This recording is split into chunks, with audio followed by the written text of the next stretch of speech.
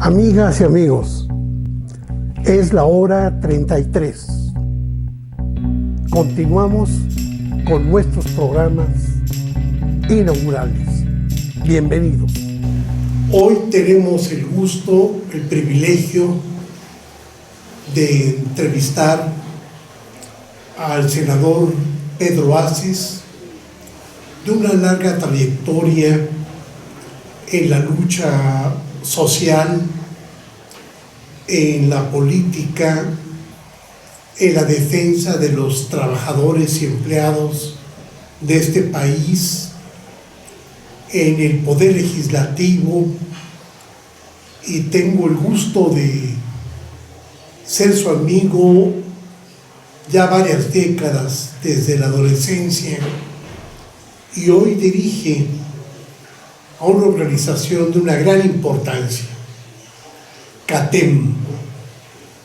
Y esta sería, estimado senador, querido hermano y amigo Pedro, la primera pregunta a toda la gente que nos escucha, tanto nacional como internacionalmente.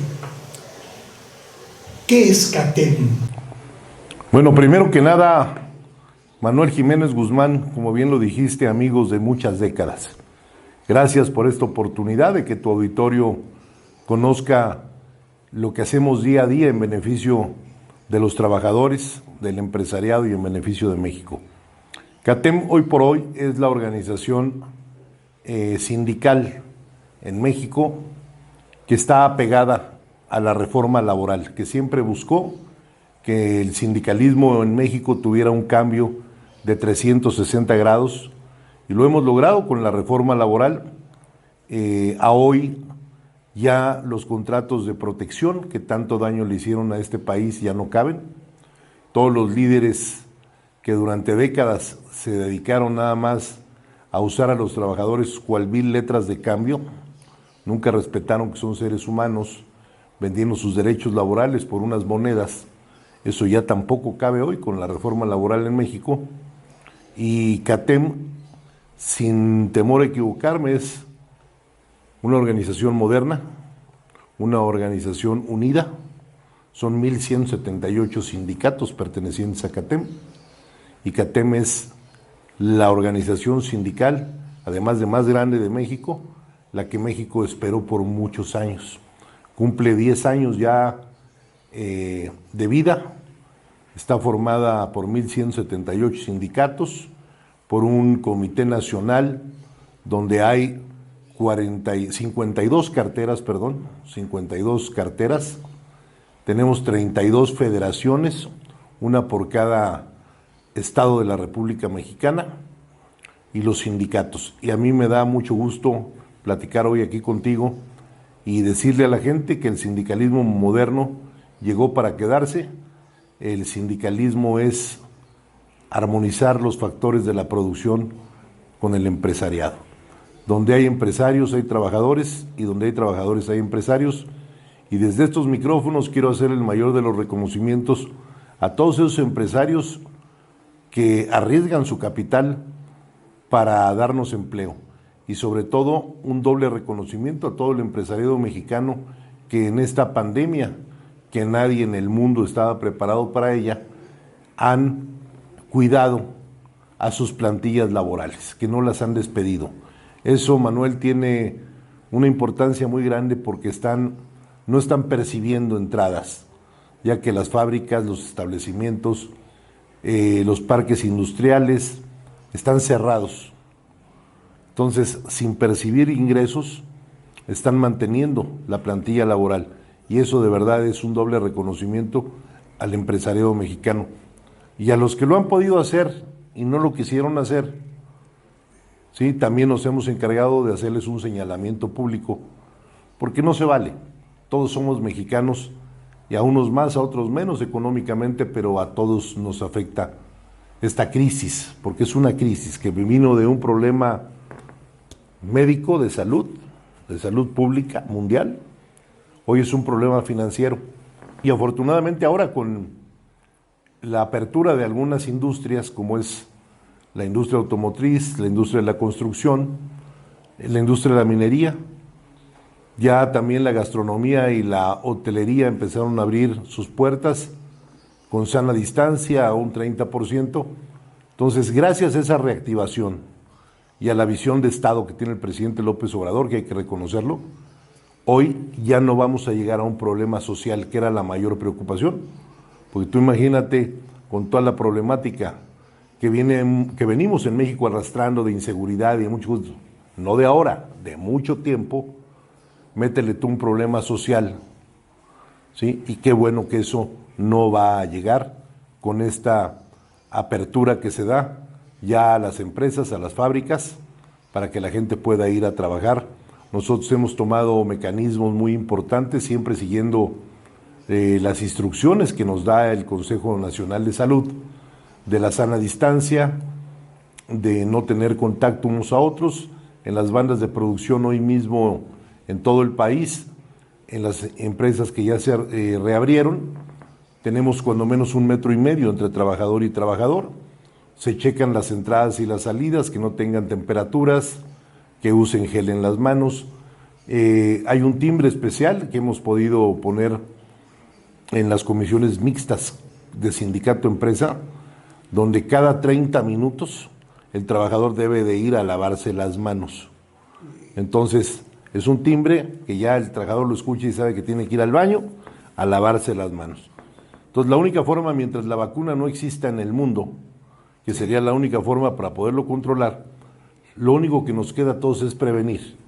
Es prevenir que no haya más contagios, que no vayan en aumento, pero no estamos nadie a salvo mientras la vacuna no exista.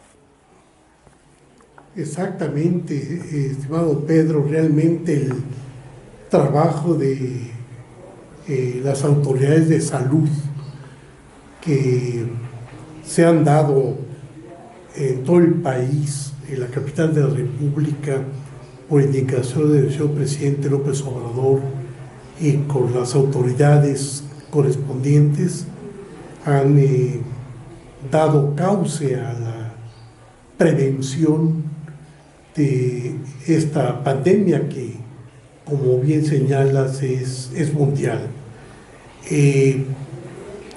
La historia de los trabajadores, de los empleados, senador, ha ido pareja con la historia de la lucha por los derechos, por el avance, por el progreso de nuestro país. ¿Qué podrías comentarnos de la historia del sindicalismo en México, su evolución y su momento actual? Bueno, para poder tú hoy afirmar algo en el presente y poder estructurar un futuro, tienes que saber cuál fue el pasado. Y en México hemos tenido grandes dirigentes obreros que en su época fueron muy importantes para el sistema laboral mexicano. No puedo dejar de mencionar por ningún motivo al maestro Lombardo Toledano, ¿sí? Su doctrina la llevo a cabo, la de él específicamente, porque fue un hombre que le dio al sindicalismo la unidad, porque en México, si hacemos un poquito de historia, veníamos de una revolución. Después de la revolución, lo que más funcionaba en México eran los campesinos y trabajadores. Únicamente había en aquel tiempo, antes de la expropiación petrolera y antes de la expropiación eléctrica que hace el presidente Cárdenas, pues trabajaban trabajadores sin tener ningún beneficio, ni tener ninguna cuestión de salud, de bienestar social, de vivienda. Entonces Lombardo Toledano se da la tarea de aglutinar y hacer los primeros sindicatos que hubo en este país. Como tú sabes, la historia de México, desafortunadamente, la hemos visto desde el origen, en la conquista, que vienen traición en traición. ¿Sí? Y en el sindicalismo pasó eso. Llegaron 5 lobitos, ¿sí? Claro. Así pasó. Así fue. Fidel Velázquez, sí. Jesús Llurén, Fidel Velázquez, Sánchez Madariaga, entre otros 5 lobitos. Y entonces, en aquel tiempo Lombardo quería traspasar fronteras y él quería hacer la Confederación Obrera de las Américas, ¿sí? Y el Partido Comunista también lo quería él hacer. Entonces, había un líder lechero de la cuenca de la parte norte del Estado de México, en Villa del Carbón, para ser exacto, Fidel Velázquez Sánchez. Y Fidel Velázquez Sánchez tomó las riendas de esos 5 lobitos y fue el segundo líder que tuvo la central obrera más fuerte en aquella época, que fue la Confederación de Trabajadores de México, a la cual yo pertenecí muchos años. Después de Fidel Velázquez, con todo el apoyo del Estado, porque también hay que mencionarlo, ¿sí? Si yo hubiera tenido los apoyos que tuvo Fidel Velázquez en aquellos tiempos, yo te hago de Xochimilco, Venecia, ¿no? Entonces, las carretadas de dinero para los líderes obreros del gobierno de la República de aquellos años eran tremendas, desde Cárdenas, desde Lázaro Cárdenas a la fecha. Viene lo del petróleo, viene lo de la comisión, empiezan a hacer los sindicatos. El primer sindicato que nace es el SME, el Sindicato Mexicano de Electricistas, porque Comisión Federal en ese tiempo no existía. Eran los ingleses los que tenían la primera hidroeléctrica, que estaba en Necaxa en aquel tiempo. Y entonces Fidel Velázquez se da la tarea de recorrer el país para empezar a hacer las federaciones. Eso tiene un gran mérito de Fidel Velázquez, no lo podemos no mencionar, ¿sí? A la muerte de Fidel Velázquez, cuando todo el mundo pensaba que esa central se desmoronaba, llega otro gran líder. Y además no solo un gran líder, el último gran líder que hubo de esa confederación, que fue Leonardo Rodríguez Alcaine. La famosa güera, a quien así bautiza el presidente López Mateos. ¿Sí? Él era secretario general del SUTER, que es un sindicato de los electricistas de la República Mexicana, y toma las riendas de la central, y no solo no se desmorona, sino empieza a haber un crecimiento y se le da por apertura a jóvenes como tu servidor, porque también hay que mencionarlo, esa generación de líderes nunca permitieron que los jóvenes empezaran a crecer, por eso todos se hicieron mayores al mismo tiempo, ¿no? Entonces, con don Leonardo Rodríguez Alcaine y con don Fidel Velázquez es cuando yo más aprendo el sindicalismo. Yo me meto al sindicalismo inconscientemente, yo no sabía lo que representaba dirigir sindicatos. Yo vengo de una familia donde mi padre fue empresario, ¿sí? De los fundadores de una cámara patronal. Entonces muchas veces la gente no se imaginaba qué hacía yo en el sindicalismo, viniendo de una familia, ¿sí? Donde mi padre, pues, restaurantero, empresario y demás. Bueno, pues exactamente por eso, mi querido Manuel, me meto al sindicalismo, porque veía yo la poca defensa que tenían los trabajadores en los líderes, y los líderes cómo hostigaban a los empresarios, amenazándolos con huelgas. Y un día dije, yo voy a ser líder sindical para cambiar esto que tanto daño hace. Una madre de 3 o 4 niños está trabajando todavía a las 8 o 9 de la noche. Y no hay un líder que salga en su defensa y diga, la señora va a ir al turno matutino, pues tiene que atender a sus hijos en la tarde. Una mujer embarazada de 8 meses y medio, a punto de dar a luz, sigue trabajando. Y no había un líder que le dijera, oiga, las mujeres embarazadas no pueden trabajar ya cuando están a punto de dar a luz a una criatura, pueden tener un accidente y no solo corre riesgo la vida de la criatura, sino también la de la mujer. Y como eso te puedo decir infinidad de cosas. Entonces yo dije, yo me voy a meter a defender los derechos de los trabajadores, pero también los derechos de los empresarios. Y hoy sí puedo decir, y lo digo fuerte y lo digo abierto, que nosotros hemos sido quienes le han venido a dar a México un cambio sindical de 360 grados. ¿Por qué? Porque no vendemos contratos de protección, porque nos ha costado mucho trabajo, el gobierno nunca nos ha ayudado, ¿sí? Yo llevo 25 años, 26 años ya, en las lides sindicales y nunca he recibido un apoyo gubernamental hasta el día de hoy, ¿sí? No es como antes que les daban y les daban y les daban. Y ahora menos porque, además lo celebro, que haya austeridad republicana, ¿sí? Que ya no haya todos esos excesos que había, porque decías anteriormente líder sindical y era sinónimo de ratero. Entonces, eso es lo que estamos cambiando, dignificar el sindicalismo. No tienen por qué tacharte de algo que tú no eres. Habemos líderes todavía honestos, ¿sí? Que no tenemos necesidad de robarle a nadie.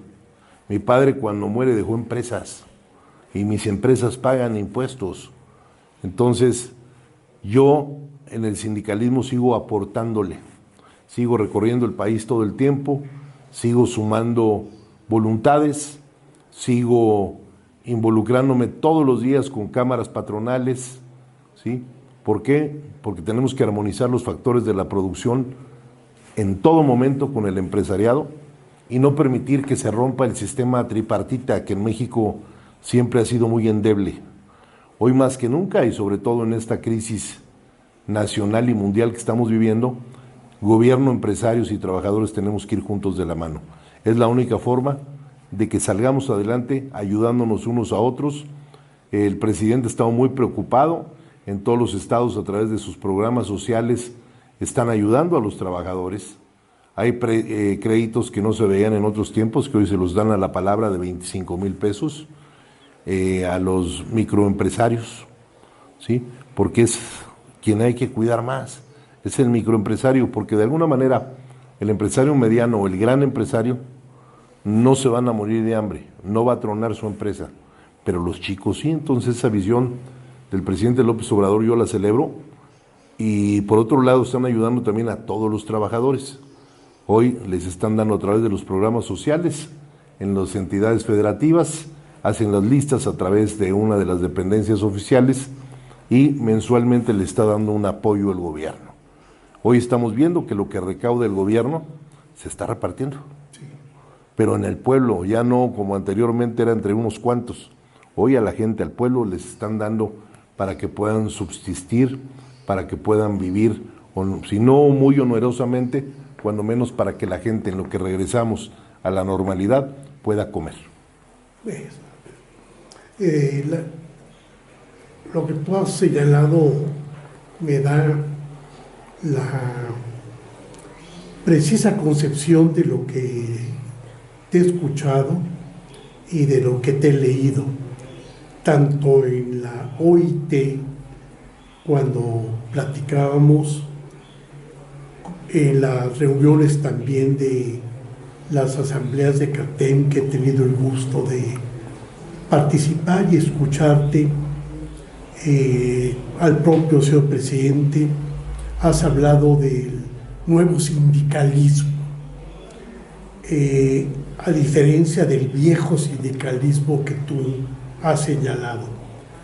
¿Cuál sería finalmente la perspectiva de este nuevo sindicalismo que tan claramente tienes y que además he conocido toda tu trayectoria, tu trabajo, tu esfuerzo y tu alta responsabilidad con estos tres factores de gobierno, trabajadores y empresarios? Ahora mismo lo que tenemos que hacer, y es lo que les inculco yo a todos los líderes del país, es que del viejo sindicalismo hay cosas buenas, hay que rescatarlas. No podemos criticar que todo ha sido malo, porque no es cierto. Gracias al sindicalismo en México hoy existe un Instituto Mexicano del Seguro Social. Gracias al sindicalismo en México hoy tenemos el Infonavit, tenemos Fonacot. Han sido conquistas que lo único que tenemos que hacer nosotros es primero reconocer las buenas cosas del ayer, adecuarlas al hoy, porque no es lo mismo el México del año 2020 que el México de 1936. Entonces hay que adecuarlo a los tiempos de hoy, ¿sí? Y buscar métodos y mecanismos, ¿sí?, siempre en beneficio del trabajador, sin lastimar los intereses del empresario. Entonces es una regla de 3, ¿sí? Vamos a ayudar a la empresa para que por consecuencia podamos ayudar al trabajador. Tú no puedes ayudar a un trabajador si no ayudas a la empresa. Si tú como líder sangras al empresario, como se hacía antes, entonces no estás ayudando a los trabajadores. Entonces, tú como líder sindical debes de ser un gran interlocutor en la vida cotidiana del patrón o empleador con el trabajador o empleado. Ese es el sindicalismo moderno, el de armonizar en todo momento factores de producción y decir que hoy los trabajadores de CATEM y todas las empresas de los contratos colectivos que tienen los 1,178 sindicatos de CATEM, somos voluntades encontradas en torno a un propósito mismo, que es el bienestar de México. Si nosotros damos bienestar a la gente, estamos dando pacificación social, ¿sí? Porque es el reflejo de los estados de ánimo de un trabajador. Si un trabajador tiene su salario a tiempo, va contento a su trabajo, y ese mismo encanto que tiene el trabajador se refleja en su casa o en su familia.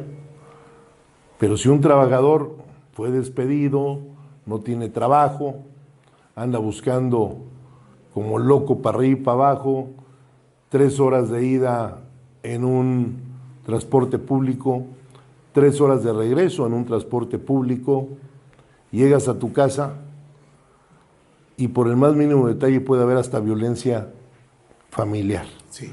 Y entonces son cosas que nosotros los líderes sindicales, al armonizar, vemos. Yo veo más allá de una firma de un contrato colectivo de trabajo. O sea, tengo la más alta responsabilidad de estar firmando a nombre de miles de trabajadores, de cientos de trabajadores o de decenas de trabajadores un contrato colectivo.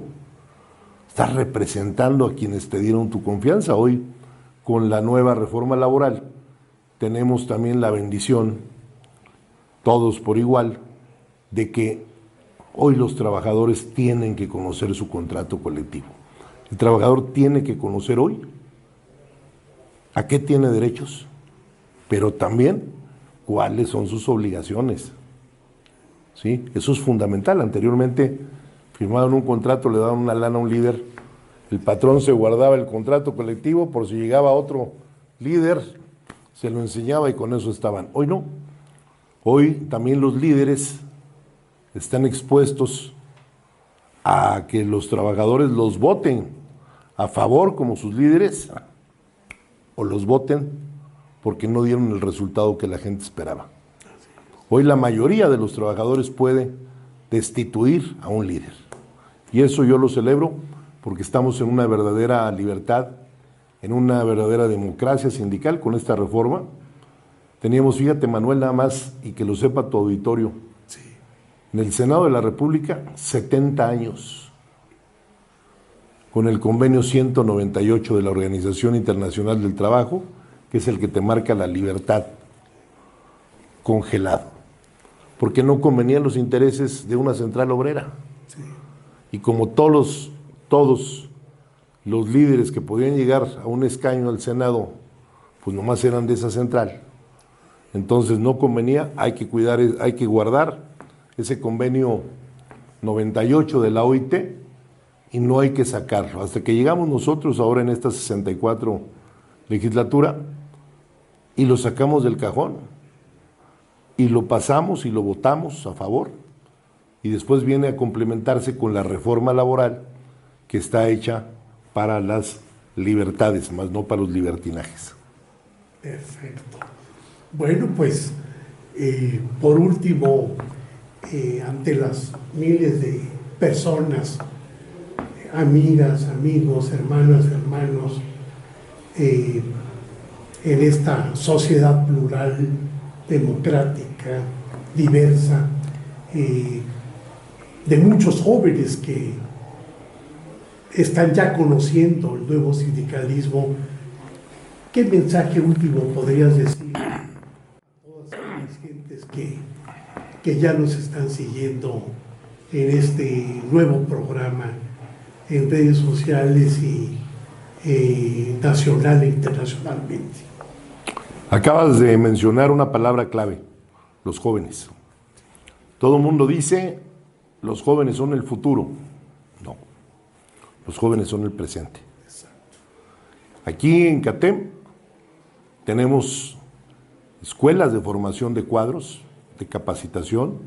Somos una entidad certificadora por parte de la Secretaría de Educación Pública en oficios a través del programa Conocer. Y los jóvenes hoy, y un servidor, estamos metidos en el tema más importante y somos, y también lo digo, la única confederación que lo está tocando, ¿sí? Porque somos la modernidad. Hemos entrado ya, lamentablemente estamos en una pausa mundial por esta pandemia, pero desde antes, desde el año pasado, yo me he dado la tarea con los jóvenes de entrar a la revolución industrial 4.0. Y si la gente que nos ve en tu gran programa, Manuel, que por cierto te sigo y te felicito. Gracias. Un hombre de primera, no diría yo de primera, eres un hombre de excelencia. Eres un hombre que te admiro mucho en lo personal, como también admiré a tu padre. Gracias. A don Manuel Jiménez San Pedro, además taurino de cepa como yo. Hoy la revolución industrial 4.0 tiene que ver con toda la inteligencia artificial, mecatrónica, robótica y esa inteligencia artificial. Entonces, ¿qué va a pasar? Y esto es muy, muy importante que la gente lo sepa. Se van a perder muchos empleos porque las máquinas están quitando mano de obra. Pero ya encontramos el camino. Primero, las máquinas no se hacen solas, las hace un ser humano. Claro. ¿Sí? Claro. Entonces, se calcula que se pierdan 52 millones de empleos en los próximos 10 años en el mundo. Pero si seguimos ese lineamiento que tiene CATEM, en el mundo podemos consolidar 120 millones de nuevos empleos. O sea, pierdes aquí, pero ganas aquí. ¿Por qué? Porque hoy vamos a redireccionar al trabajador que estaba haciendo X cosa, ahora lo vamos a meter a temas técnicos, ¿sí? Para las máquinas, para la inteligencia artificial. Entonces, a mí me da mucho gusto poderles compartir que estamos metidos hasta el full con la inteligencia artificial, con esta revolución industrial 4.0. Y si no fuera por los jóvenes, que son los que le entienden perfectamente bien, no podríamos ir dando pasos agigantados. Por ello yo me atrevo a decir que los jóvenes son el presente y van a ser, sin lugar a equivocarme y sin duda alguna, el futuro de México. Pero hoy son el presente. Y en CATEM, cuando me toque terminar a mí mi periodo, ¿sí? A mí me encantaría que venga un hombre más joven que yo. ¿Sí? Aquí sí le damos oportunidad a los jóvenes y además, por último, participarte. Que hoy, en CATEM, un 30% ya, las líderes son mujeres. Cuando antes no se podía ver, si no las dejabas tú ser obreras o no las dejabas tú ser nada, por ese machismo que había en este país, hoy tenemos secretarias generales de federaciones completas, como es el caso de Aguascalientes, de Guanajuato, de Baja California, ¿sí? Que son mujeres. Y eso me da mucho gusto compartirlo. Bueno, Pedro, pues realmente ha sido una entrevista muy importante en estos programas inaugurales y de una gran presencia. Y amigas y amigos, es la hora 33. Gracias por estar en la hora 33 y nuestra gratitud, reconocimiento, afecto y amistad de siempre a nuestro gran amigo, el senador Pedro Ace, dirigente nacional de esta importante organización, CATEM. Muchas gracias, Pedro. Muchas gracias a ti, Manuel. Un saludo a todos.